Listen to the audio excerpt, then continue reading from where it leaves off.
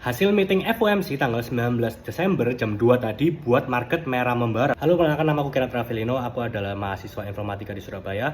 Hobiku mendalami dunia investasi dan juga makroekonomi, khususnya di saham ataupun cryptocurrency sejak tahun 2020, yang dimana berarti aku sudah melewati satu cycle Bitcoin, yaitu 4 tahun ke belakang. Dan di video kali ini aku membahas apa hasil dari FOMC meeting tanggal 19 Desember yang dilaksanakan di pukul 2 dini hari tadi.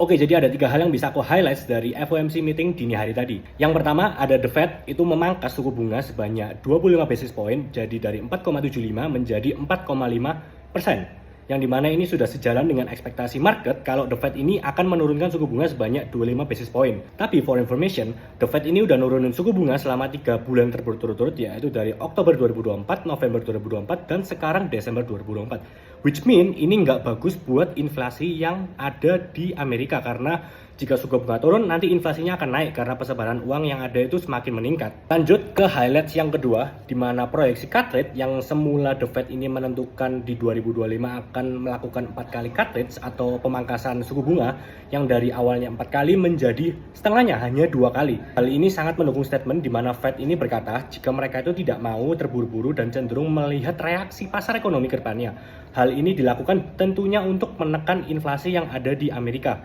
di mana jika suku bunga diturunkan terlalu cepat atau terlalu banyak, orang itu cenderung prefer uangnya itu ready to use, jadi tidak dalam di bank ataupun kayak deposito berjangka seperti itu. Jadi mereka mendingan instead of uang mereka itu nggak ready, mereka itu ready dan siap untuk membelanjakan uang-uang tersebut. Which mean peredaran duit semakin lama semakin banyak, dan produk atau barang yang ada di pasar ini semakin lama semakin mahal karena sirkulasi dari uang ini semakin cepat. Highlights yang ketiga, Jerome Powell ini atau ketuanya The Fed itu bilang di konferensi persnya kalau misal The Fed ini nggak boleh punya ataupun beli Bitcoin, which mean berlainan arah dengan yang sekarang diyakini pasar, jika US itu bakal beli Bitcoin banyak-banyak. Nah, kemudian apa sih dampaknya bagi market ini? Yang pertama, saham US turun banyak, khususnya di S&P 500. Kemudian saham Indo juga ikutan turun karena Amerika sebagai pusat ekonomi dunia itu turun, maka dari itu negara-negara lain pasti juga ikutan turun, apalagi di saham dan juga cryptocurrency.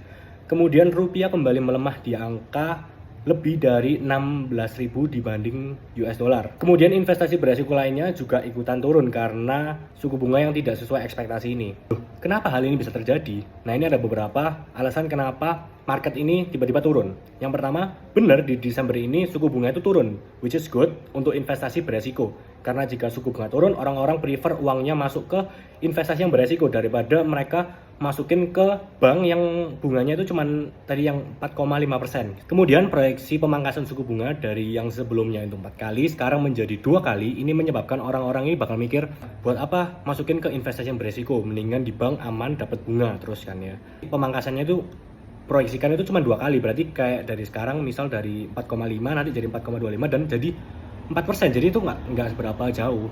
Nah, pertanyaan lagi, kenapa rupiah kok turun? Suku bunga ini kan menjadi pusat dunia kan untuk investasi ataupun ekonomi dunia. Jadi otomatis investor global ini ngomong kalau misal ya udah balikin aja ke USD. Misal kayak mereka udah beli rupiah, ya udah balikin ke USD aja, bunganya USD kan besar. Di 2025 pun cut rate-nya cuma 2 kali instead of 4 kali tadi. Nah, terus masuk ke konklusi. Kita harus apa kalau marketnya seperti ini? Pertama itu adalah tetap tenang. Kenapa? Karena ini hanya kepanikan global sementara. Karena hasilnya tidak sesuai dengan ekspektasi. Jadi ini hanya proyeksi yang diubah dari 4 kali menjadi 2 kali. Itu proyeksi pemotongan. Bahkan belum tentang kenaikan suku bunga. Itu masih pemotongan yang dilakukan rencananya itu 4 kali jadi 2 kali, itu masih dipotong, belum dinaikkan. Yang kedua ada Bitcoin ETF, yang dimana ini itu semacam reksadananya untuk Bitcoin di US. Itu selama beberapa hari terakhir itu kan ada pump and dump-nya Bitcoin, itu tetap akumulasi. Nanti datanya aku cantumin di sini. Apalagi BlackRock itu melakukan akumulasi, jadi kayak orang-orangnya yang investasi di BlackRock itu tetap masuk terus ke investasi seperti Bitcoin. Nanti untuk tanggal 19 ini datanya belum masuk sih, by the time video ini dibuat. Nanti mungkin kalau udah masuk bakal aku cantumin kira-kira dari market dump yang barusan ini apakah di tanggal 19 ini minus ataupun masih diakumulasi seperti itu. Nah, mungkin kalau dari aku pribadi, aku ngapain sekarang? Aku wait and see. Atau mungkin kalau misal punya budget, boleh masuk dikit-dikit lah. Tapi mungkin lebih baik sabar ya, karena dari market yang gerak segini besar mungkin butuh restart dulu. Nah, ini udah tenang semua, nah itu mulai masuk pelan-pelan dicicil-cicil. Kalau kita sudah punya trade plan ya, kita boleh masuk, silakan terserah. Kemudian apakah market ini, market crypto ya khususnya, apakah sudah masuk ke bear market, apakah sudah end of cycle? I don't think so ya, karena dari chart daily Bitcoin itu masih ketahan di major supportnya. Jadi masih ditahan di angka 99.000, which is major support yang bagus untuk di uptrend chartnya di bull market kali ini. Nah ini juga apakah proyeksi atau aturan itu bisa berubah pas Trump jadi presiden? Secara langsung itu nggak bisa karena the Fed itu independen. Tapi jika nanti si Trump udah jadi presiden, misal Trumpnya mau, bisa aja nanti diajuin, misal kayak ini itu nanti kirim ke kongresnya dan lain-lain, everything is possible kan. Apalagi tahun depan di Januari dia udah jadi presiden. Oke, that's all. Good luck buat semua yang saat ini mungkin masih mau masuk ke market ataupun yang sudah di market. Jangan lupa komen buat teman-teman yang punya pikiran lain ataupun data-data lain yang mendukung market ini sebenarnya mau kemana sih. Oke, gitu aja. Thank you guys.